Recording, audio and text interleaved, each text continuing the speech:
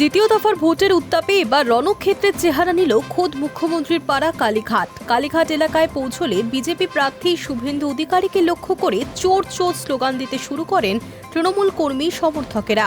পরিস্থিতি এমন পর্যায়ে পৌঁছে যায় যে বিক্ষোভের মুখে পড়ে বিজেপি প্রার্থীর কনভয় আটকে যায়। পরিস্থিতি নিয়ন্ত্রণে আনতে শেষ পর্যন্ত লাঠিচার্জ করতে হয় কেন্দ্রীয় বাহিনীকে।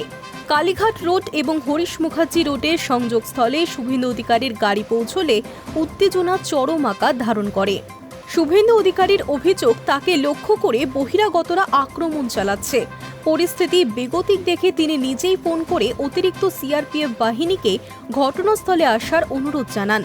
জয় হিন্দ ভবনের সামনে সেই সময় রাজনৈতিক উত্তেজনা তুঙ্গে পৌঁছয় এবং শুভেন্দুকে বিক্ষোভকারীদের দিকে তেড়ে যেতেও দেখা যায়। ৭৩ নম্বর ওয়ার্ডের তৃণমূল কাউন্সিলর তথা মমতা বন্দ্যোপাধ্যায়ের ভাতৃবধূ কাজরি বন্দ্যোপাধ্যায়ের নেতৃত্বে তৃণমূল কর্মীরা জয় বাংলা স্লোগান দিয়ে শুভেন্দুদের দিকে এগিয়ে যান।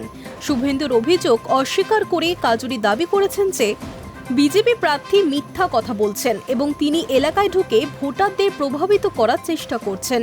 উল্টো দিক থেকে সেই সময় জয় শ্রীরাম ধ্বনিও আসতে থাকে। এই অশান্তি শুরু হওয়ার ঠিক আগেই শুভেন্দু অধিকারী নিজের জয়ের ব্যাপারে প্রবল আত্মবিশ্বাস প্রকাশ করেছেন। তিনি দাবি করেছেন ভবানীপুরে ৮০% ভোট পড়লে তিনি জয়ী হবেন।